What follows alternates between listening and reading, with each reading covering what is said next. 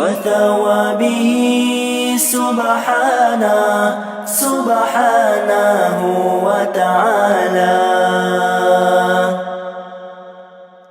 نويت التعلم والتعليم والتذكر والتذكير والنفع والانتفاع والإفادة والاستفادة والحث على التمسك بكتاب الله وسنة رسوله والدعاء إلى الهدى والدلالة على الخير ابتغاء وجه الله ومرضاته وقربه وثوابه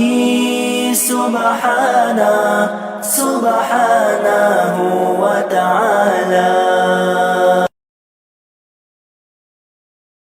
نويت التعلم والتعليم والتذكر والتذكير والنفع والانتفاع والإفادة والاستفادة والحث على التمسك بكتاب الله وسنة رسوله والدعاء إلى الهدى والدلالة على الخير ابتغاء وجه الله ومرضاته وقربه وثوابه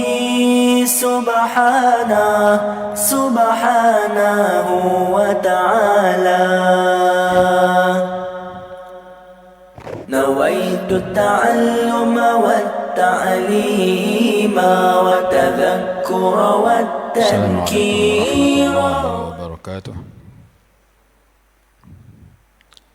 أعوذ بالله من الشيطان الرجيم. بسم الله الرحمن الرحيم. الحمد لله رب العالمين، وبه نستعين على أمور الدنيا والدين، والصلاة والسلام على سيدنا ومولانا محمد أشرف الأنبياء والمرسلين وعلى آله وصحبه أجمعين. سبحانك لا علم لنا إلا ما علمتنا إنك أنت العليم الحكيم. رب اشرح لي صدري ويسر لي أمري واحلل عقدة من لساني يفقه قولي.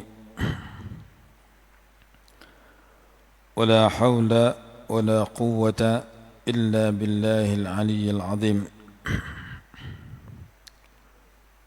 أما بعد. Hari itu kita telah membicarakan tentang sebahagian daripada mukjizat Nabi sallallahu alaihi wasallam ketika berhadapan dengan beberapa ekor binatang.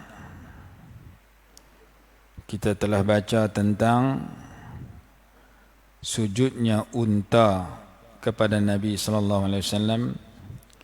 Kita telah baca tentang percakapan kijang dan pengakuan kijang terhadap kerasulan Nabi sallallahu alaihi wasallam. Dan kita telah bicarakan tentang pengakuan biawak pasir Ad-Dab tentang kerasulan Nabi SAW. Kita juga telah membicarakan tentang kata-kata serigala dan pengakuannya kepada kerasulan Nabi sallallahu alaihi wasallam. Ada juga kisah seorang perempuan Yahudi dia nak bunuh Nabi sallallahu alaihi wasallam. Dia tahu kata Nabi SAW kalau makan seekor kambing, baginda suka makan lengan kambing, tangan kanan kambing, kaki kanan kambing, hak depan dua, kanan kiri. Maka dia pun membakar, dia ambil kambing, dia buh racun di lengan kambing itu, kemudian dia bakar lengan kambing itu. Dia jemput Nabi SAW untuk makan di rumah dia. Dia kata kalau Nabi sungguh, dia tidak akan mati. Kalau bukan Nabi, dia akan mati kena racun yang dia bubuh di lengan kambing itu. Maka ketika Nabi SAW nak memakan kambing itu, daging kambing itu bercakap kepada Nabi SAW, jangan kau makan aku, inni masmumah, sesungguhnya aku telah diracuni. Jangan kau makan aku, sesungguhnya diri aku telah diletakkan racun. Maka Nabi SAW pun tak makan daging kambing itu, kerana Allah Subhanahu wa ta'ala menjadikan satu mukjizat, satu perkara yang luar biasa, iaitu daging kambing itu bercakap, ataupun lengan kambing itu bercakap, memberitahu kepada Nabi SAW bahawa dirinya telah diracuni. Dalam kitab ni ada banyak kisah-kisah mukjizat. Dan dulu kita pernah cerita juga satu ketika dulu kisah Al-Kharqa. Al-Kharqa akan mati di satu tanah lapang, tanah kosong. Riwayat Imam Baihaqi, Abu Rashid rahimahullahu ta'ala berkata, telah singgah di sisi kami Umar bin Abdul Aziz rahimahullah. Tatkala ia pergi, berkatalah kepada aku oleh hambaku, naiklah kenderaan bersamanya, lalu diiringi oleh ia. Aku pun naik kenderaan mengiringi beliau, lalu kami sampai di satu lembah. Tiba-tiba kami terlihat seekor ular yang mati, yang terdampar di tengah jalan. Maka turunlah Sayyiduna Umar ibnu Abdul Aziz rahimahullah, lalu dipinggirkan, dipegang ular itu di tepi jalan, dan dia gali tanah, dia tanam ular itu. Kemudian dia naik kenderaannya kembali. Ketika kami memulakan perjalanan, tiba-tiba kami terdengar satu suara ghaib berbunyi, ya Kharqa, wahai Kharqa. Kami berpaling kanan dan kiri, kami tak nampak sesiapa. Maka bertanyalah Umar ibn Abdul Aziz rahimahullah,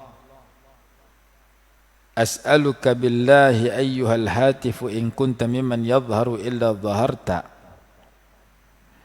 wa in kunta mimman la yadhharu akhbirna mal kharqa.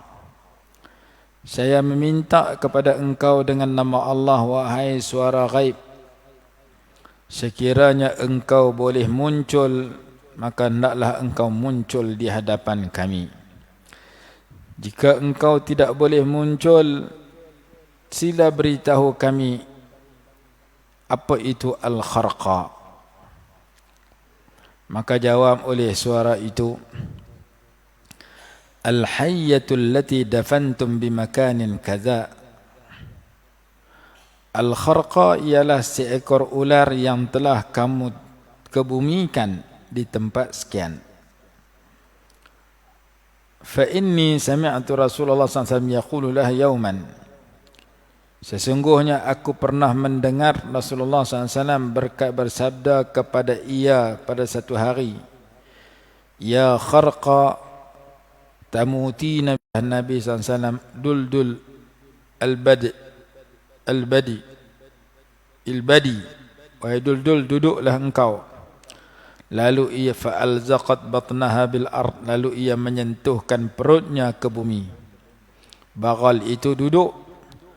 Fa'akhadha hufnatan min turab, maka Nabi SAW mengambil satu segenggam daripada tanah. Farama biha fi wujuhihim, Nabi SAW melontarkan tanah itu ataupun batu kecil itu ke muka-muka musuh sambil membaca firman Allah, Hamim la yunsarun. Maka kalahlah tentera musuh. Kami tak perlu melontarkan anak panah, tak perlu menikam dengan lembing. Itu kisah fahamnya Bagal terhadap ucapan Nabi SAW. Dan ada kisah yang lain dengan ayam.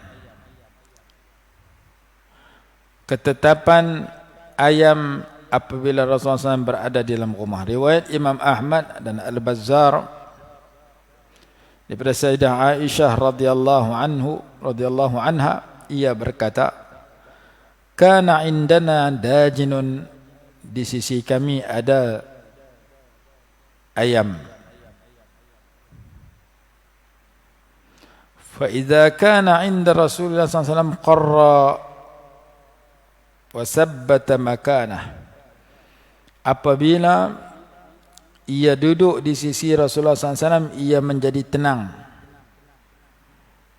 Falam yaji walam yazhab, dia tak pergi mana dah, duduk dengan Rasulullah, dia suka. Apabila Rasulullah SAW keluar, ja'a wa dhahaba, ay masya fil bait wa taraddada fih, dia bergerak-gerak, berjalan-jalan, berulang alik dalam lilau dalam rumah itu. Li'annahu laysa